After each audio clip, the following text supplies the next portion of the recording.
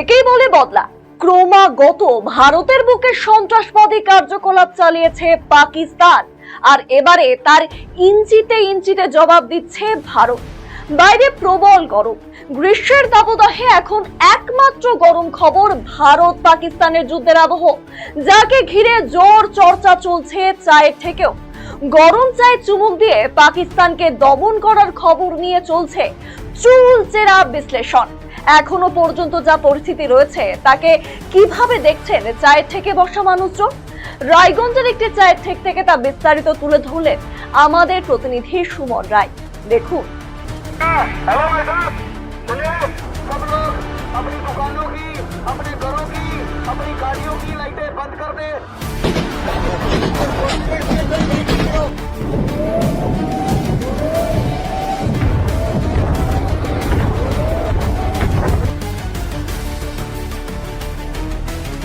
কাশ্মীরের পেহেলগাঁওয়ে যে ঘটনা ঘটেছিল, যে নারকীয় হত্যাকাণ্ড ঘটেছিল গত 22শে এপ্রিল, তারপরেই কিন্তু ভারত প্রত্যাঘাত শুরু করেছে। অপারেশন সিন্দুরের মাধ্যমে পাকিস্তান সেনা থেকে শুরু করে জঙ্গিদের কিন্তু কড়া জবাব দিয়েছে।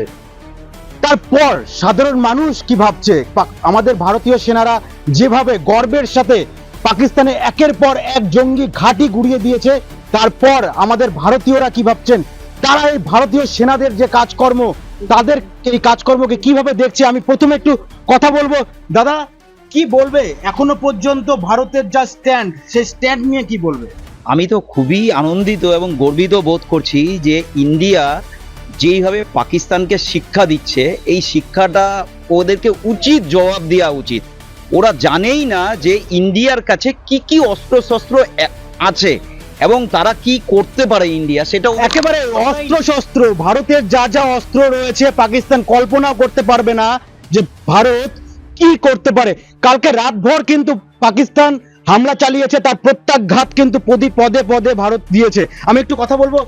এই যে কালকে রাত্রেবেলা আপনি দেখেছেন নিশ্চয়ই, হ্যাঁ, কালকে দুটো বন্ধু কালকে টিভির সামনে বসেছিলাম এবং যাদের যা শোনা যাচ্ছে ওদের প্রধানমন্ত্রী বাংকারে ঢুকে গেছে এবং ওদের মেন কয়েকটা 3-4টে শহরে আক্রমণ হয়েছে।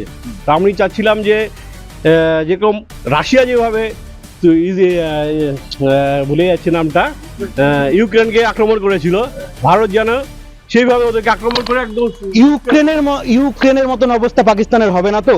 এখানে কিন্তু সাধারণ মানুষ তুলছেন প্রশ্ন, যেভাবে পাকিস্তান প্রত্যেকটা বার এক একবার পুলওয়ামা থেকে শুরু করে উড়ি, বালাকোট, নানান রকম হামলা গোপনে চালিয়েছে, কাপুরুষের মতো চালিয়েছে। সাধারণ মানুষ কিন্তু চাইছে যে এই পাকিস্তানকে কিন্তু খতম করতে হবে এইবারের মতন। আমি একটু কথা বলবো। দাদা, কি বলবে এই যে পাকিস্তানের যে হামলা বিভিন্ন সময় করেছে, আমাদের দেশে রক্তপাত ঘটিয়েছে, কি বলবেন এই ব্যাপারটা নিয়ে? এইবার একটা চরম সুযোগ, যেখান থেকে একদম পাকিস্তানকে একদম শেষ নিশ্চিহ্ন করে দেওয়া দরকার। এরপরে আর কোনো সুযোগ আসবে বলে আমার মনে হয় না। কারণ পাকিস্তান এমন একটা দেশ যে প্রতি মুহূর্তে মিথ্যা কথা বলে মানুষকে একদম বিভ্রান্ত করে দিয়েছে, এবং আমাদের যে শান্তি শৃঙ্খলা প্রতিবেশী দেশ হিসেবে আমাদের এই ভারতবর্ষটাকে একদম প্রতিবেশী দেশ হিসাবে যেটা করা উচিত ছিল পাকিস্তান কিন্তু সেটা করেনি, বরং কি করেছে? আমাদের সাধারণ মানুষের প্রতি হামলা চালিয়েছে। আমরা কিন্তু চেয়েছিলাম যে যেসব জঙ্গি ঘাঁটিগুলো রয়েছে সেগুলোকে নিকেশ করতে, কিন্তু তার বদলে পাকিস্তান কি করলো? পাকিস্তানে কি এটা করা উচিত ছিল? দেখো, বহুদিন ধরেই আজকে সন্ত্রাসবাদ এবং এই সন্ত্রাসবাদের বিরুদ্ধে কিন্তু যে ভারতবর্ষের প্রতিটা নাগরিক থেকে আরম্ভ করে নেতা, মন্ত্রী, পলিটিশিয়ান প্রত্যেকে আমরা সোচ্চার হয়েছিলাম যে এই যে চোরাগুপ্ত আক্রমণ, এই যে সন্ত্রাসবাদের বিরুদ্ধে, এবং পাকিস্তান এই সন্ত্রাসবাদের আতুরঘর। পাকিস্তান যদি চাইতো তাহলে কিন্তু পাকিস্তান অবশ্যই এই সন্ত্রাসবাদকে দমন করতে পারতো। তাহলে কিন্তু পাকিস্তান দমন করলো না কেন? পাকিস্তানের ভয়টা কোথায়?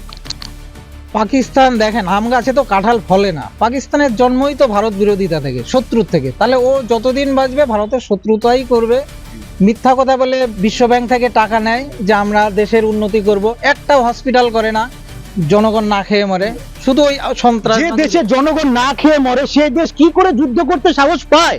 অ্যাকচুয়ালি ওদের রক্তটাই হয়ে গেছে হচ্ছে উগ্রপন্থা। ওরা সবসময় ইন্ডিয়ার বিরুদ্ধে ওরা করতে চায় সবকিছু, যার ফলে ওরা সব সময় ইন্ডিয়ার পিছনে লেগে থাকে। এই যে পেহেলগাম যে অ্যাটাকটা করলো, এটা তো একেবারেই বর্বরচিত। ইভেন ওদের সাথে এই মুহূর্তে হামাস জঙ্গি গোষ্ঠী ওদের সাথে যুক্ত হয়েছে। এটা হামাসের প্ররোচনায়, এবং পাকিস্তান তো ইন্ডিয়ার বিরুদ্ধে অল টাইম এটা নিয়েই ওদের। পাকিস্তানের প্রধানমন্ত্রী কোথায়? পাকিস্তানের প্রধানমন্ত্রী তো আবোল তাবোল এতদিন ধরে বাইট দিল যে ইন্ডিয়াকে অনেক কিছু করে দিবে, কিন্তু যখন ইন্ডিয়া পাকিস্তানকে আক্রমণ করলো সেই সময় ও তো বাংকারের ভিতরে ঢুকে গেছে। ইভেন ওনাদের যে সেনাবাহিনীর প্রধান আসিফ মুনির, ওনাকে তো 2-4-5 দিন ধরে পাওয়াই যাচ্ছে না, উনি কোথায়। এই তো হলো পাকিস্তানের অবস্থা। এতবার হেরেও লজ্জা হয় না? আমরা জানি 1971 সালে পাকিস্তানকে কিন্তু কড়া জবাব দিয়েছিল এই যে ভারতীয় সেনারা। তারপরেও ভারতের উপর কিন্তু যে আক্রমণ বারবার নামিয়ে এনেছে পাকিস্তানরা, তাদের কিন্তু শিক্ষা হওয়া উচিত। আমি আরেকটু কথা বলবো যে এই যে কালকে সারা রাত ধরে যেটা করা হলো পাকিস্তানের তরফ থেকে, নানান রকম ড্রোন হামলা করা হয়েছে, এটা কিভাবে দেখছেন আপনি? এটা কি করা উচিত? আমি যেটা বলছি, আমি যুদ্ধ টুদ্ধ বুঝি না।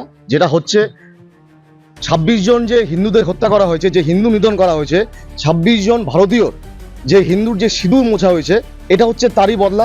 সিঁদুর দিয়ে ভারত সিঁদুরে বদলা নিচ্ছে, ঠিক আছে? সিঁদুর দিয়ে সিঁদুরে বদলা নিচ্ছে। আর ভারতের সেনাবাহিনী সশস্ত্র বাহিনী যেটা করছে সেটা অতি, মানে আমরা ভারতবাসী হিসেবে খুবই গর্বিত, মানে খুব ভালো ইয়ে করছে। আর যেটা আরেকটা কথা হচ্ছে, ওদের দেশের নিজস্ব মানে কোনো অস্ত্রের কোনো ঠিক ঠিকানা আছে কিনা, তারা ভারতের যুদ্ধ করবে। এখনো পর্যন্ত যা পরিস্থিতি সেখানে দাঁড়িয়ে, যে যুদ্ধের যা পরিস্থিতি সেখানে দাঁড়িয়ে ভারত কিন্তু প্রতি মুহূর্তে প্রত্যাঘাত করছে পাকিস্তানকে। পাকিস্তান এখনো পর্যন্ত কোণঠাসা। বিভিন্ন জায়গা থেকে যা খবর আসছে, পাকিস্তানের একাধিক শহর কিন্তু বিচ্ছিন্ন হয়ে গিয়েছে, যোগাযোগ পরিষেবা ব্যবস্থা বিচ্ছিন্ন হয়ে গেছে, বিমানবন্দর পর্যন্ত সেগুলোকে বন্ধ করতে বাধ্য হয়েছে পাকিস্তান।